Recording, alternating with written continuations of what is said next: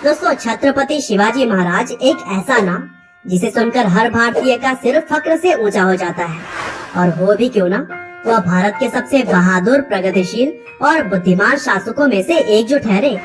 छत्रपति शिवाजी महाराज एक ऐसे महान योद्धा थे जिन्होंने अपनी सूझबूझ से भरी नीतियों का इस्तेमाल करके अपने स्वराज के मकसद को पूरा किया और मराठा साम्राज्य के संस्थापक बने। शिवाजी के अंदर अशोक जैसी युद्ध करने की काबिलियत, तो वहीं चाणक्य जैसी नीतियों को बनाने की समझ मौजूद थी और इसीलिए बहुत से राज्यों को तलवार न उठा सिर्फ दोस्ती का हाथ बढ़ाकर उन्होंने जीत लिया था।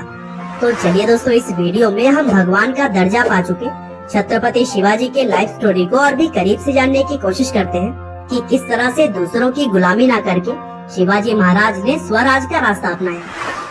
तो दोस्तों, इस कहानी की शुरुआत होती है 19 फरवरी 1630 से, जब शिवाजी महाराज का जन्म पुणे के पास बसे शिवनेरी के किले में हुआ। उनके पिता का नाम शाहजी भोसले और माँ का नाम जीजाबाई था और शिवाजी के पिता उस समय सेनापति के तौर पर बीजापुर की मुगली सल्तनत के लिए काम किया करते थे। दरअसल जब शिवाजी का जन्म हुआ उस समय दक्षिण की सत्ता 3 इस्लामिक सल्तनतों में बटी हुई थी।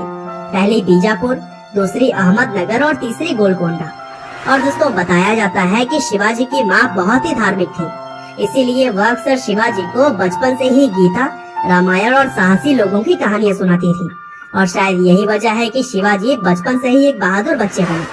और चूंकि शिवाजी के पिता शाहजी घर से अक्सर दूर रहा करते थे, इसीलिए उन्होंने शिवाजी और जीजाबाई के साथ साथ पूरे शहर की देखभाल की जिम्मेदारी दादोजी कोंडदेव को सौंप दी।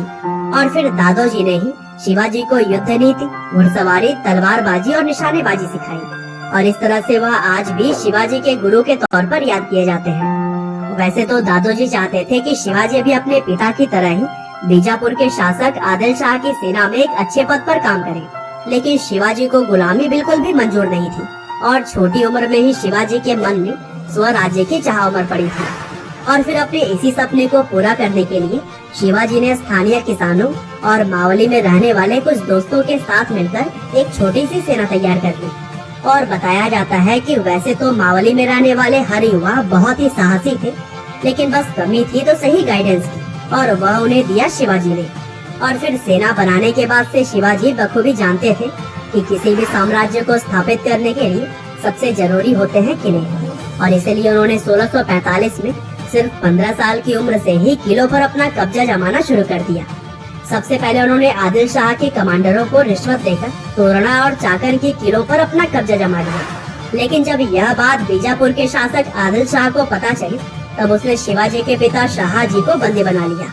हालांकि 1649 में शाहजी को इस शर्त पर रिहा कर दिया गया कि शिवाजी तोरणा का किला छोड़ देंगे। लेकिन 1656 में, यानी कि महज 7 साल के बाद, शिवाजी ने आक्रमण करते हुए फिर से किले को हथिया लिया। और फिर शिवाजी से परेशान होकर 10 नवंबर 1659 को आदिल शाह के कमांडर अफजल खान ने उनसे मिलने का न्योता भेजा और यह शर्त रखी कि सभी लोग बिना किसी हथियार के आएंगे। लेकिन शिवाजी को अफजल खान पर भरोसा नहीं था और इसलिए उन्होंने अपने कपड़ों के नीचे लोहे का एक कवच डाल लिया था।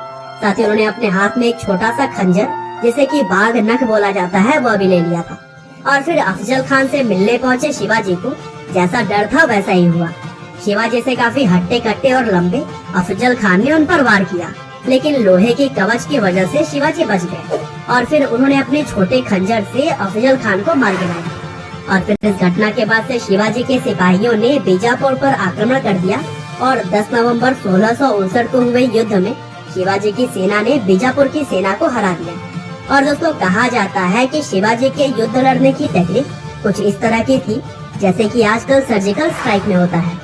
और पहाड़ियों में छुपते हुए युद्ध करने की नीति की वजह से उन्हें माउंट रैट के नाम से भी जाना जाता है। और फिर इसी तरह से आगे भी कई सारे राज्यों पर कब्जा करने के बाद 1674 में शिवाजी के साम्राज्य का अच्छा खासा विस्तार हो चुका था। और फिर पश्चिम महाराष्ट्र में स्वतंत्र हिंदू राष्ट्र की नींव रखने के बाद शिवाजी ने अपना राज्याभिषेक करवाना सही समझा। लेकिन यहाँ पर ब्राह्मणों ने उनका विरोध किया, क्योंकि वह चाहते थे कि शिवाजी क्षत्रिय होने का प्रमाण दे। और फिर वाराणसी में रहने वाले गागा भट्ट नाम के पंडित ने शिवाजी का संबंध मेवाड़ की सिसोदिया वंश के साथ जोड़कर क्षत्रिय होने के सबूत उन तक भेजे, जिससे संतुष्ट होकर ब्राह्मणों ने 6 जून 1674 को उनका राज्याभिषेक किया।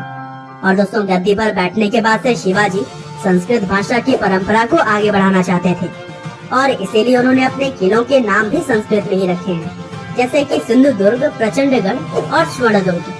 और फिर स्वराज के मकसद को पूरा करने के बाद 3 अप्रैल 1680 को तेज बुखार की वजह से 52 साल की कम उम्र में हिंदू धर्म के रक्षक कहे जाने वाले छत्रपति शिवाजी महाराज ने दुनिया को अलविदा कह दिया।